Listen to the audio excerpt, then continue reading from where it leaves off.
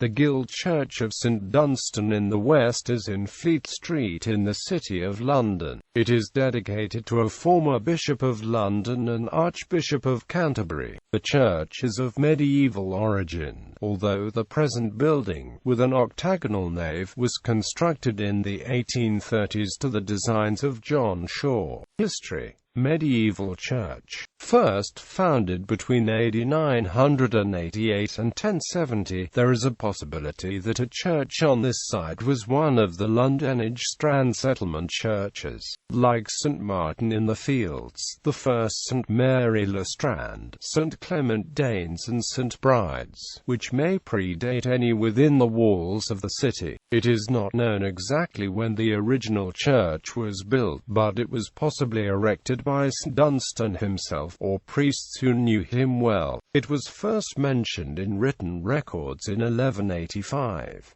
King Henry III gained possession of it and its endowments from Westminster Abbey by 1237, and then granted these and the advowson to the House of Converts, i.e. of the converted Jews, which led to its neglect of its parochial responsibilities. The House of Converts was eventually transformed into the Court of the Master of the Rolls. William Tyndale, the celebrated translator of the Bible, was a lecturer at the church and sermons were given by the poet John Donne. Samuel Pepys mentions the church in his diary. The church narrowly escaped the Great Fire of London in 1666.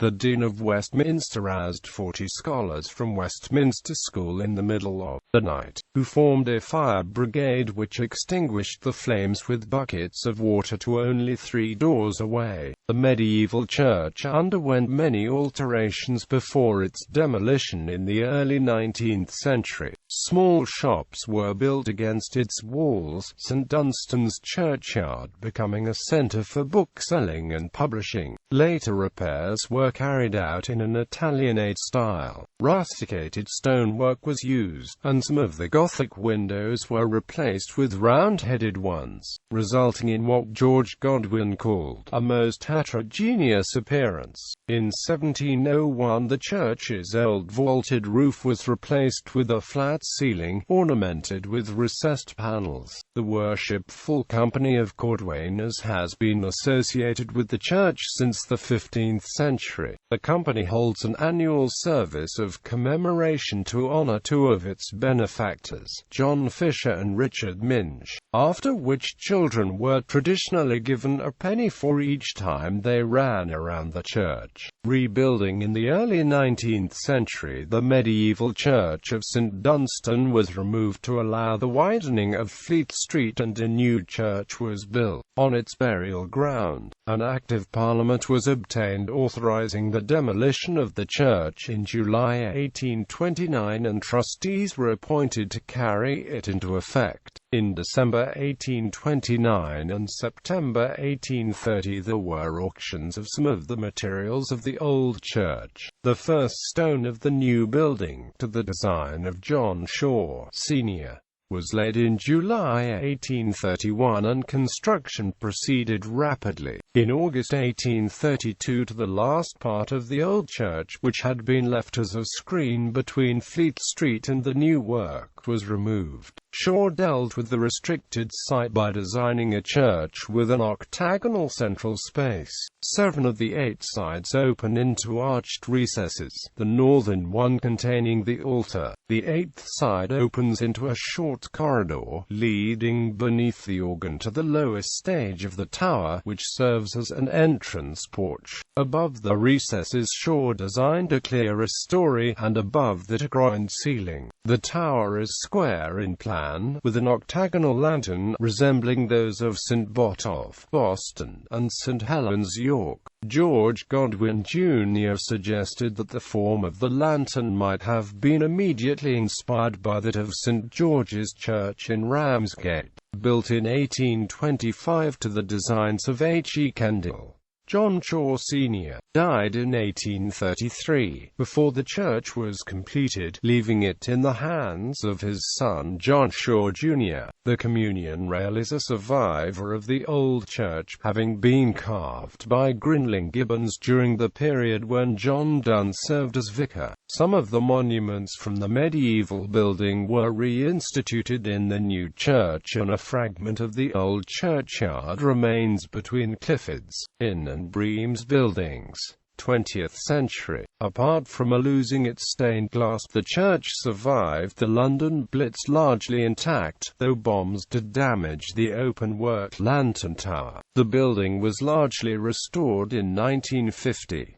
An appeal to raise money to install a new ring of bells in the tower, replacing those removed in 1969, was successfully completed in 2012 with the dedication and hanging of 10 new bells. The church was designated a Grade I listed building on 4 January 1950. Clock on the facade is a chiming clock, with figures of giants, perhaps representing Gog and Magog, who strike the bells with the clubs. It was installed on the previous church in 1671, perhaps commissioned to celebrate its escape from destruction by the Great Fire of 1666.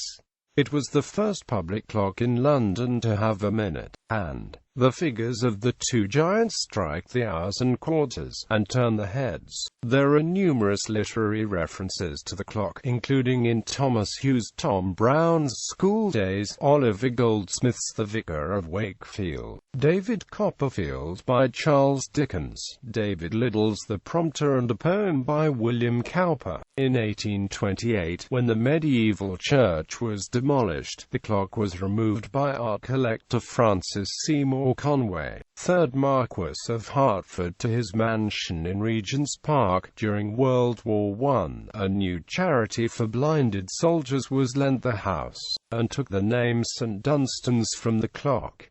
It was returned by Lord Rothermere in 1935 to mark the Silver Jubilee of King George V. Statues and monuments. Above the entrance to the old parochial school is a statue of Queen Elizabeth I, taken from the old Ludgate, which was demolished in 1760. This statue, by William Curwen and dating from 1586, is contemporaneous with its subject and thought to be the oldest outdoor statue in London. In the porch below are 3 statues of ancient Britons, also from the gate, probably meant to represent King Lud and his 2 sons. Adjacent to Queen Elizabeth is a bust of Lord Northcliffe, the newspaper proprietor, co-founder of the Daily Mail and a Daily Mirror. Next to Lord Northcliffe is a memorial tablet to James Lewis Garvin, another pioneering British journalist. Romanian Orthodox Chapel. St Dunstan-in-the-West is one of 3 churches in England to share its building with the Romanian Orthodox community. The chapel to the left of the main altar is closed off by an iconostasis, formerly from Antim Monastery in Bucharest, dedicated in 1966. Noted associations. The church has associations with many notable people. Lord Baltimore, who founded Maryland, was buried here in 1632, as was his son. Matthew Bryan, Jacobite preacher, was buried here in 1699. The diarist Samuel Pepys was a regular worshipper. Edward Latimer was a worshipper, and upon his death, in 1627, was buried in the South Aisle. John Calvert, master of the Worshipful Company of Turners, a prominent ivory carver of the early 19th century. The poet John Donne held the benefice here from 1624 to 1631 while he was Dean of St. Paul's. William Tyndale, who pioneered the translation of the Bible into English, was a lecturer. Isaac Walton was a sidesman here. Thomas Mudge, the eminent watchmaker, was buried here in 1794. The church has often been associated with the legend of Sweeney Todd, the demon barber of Fleet Street.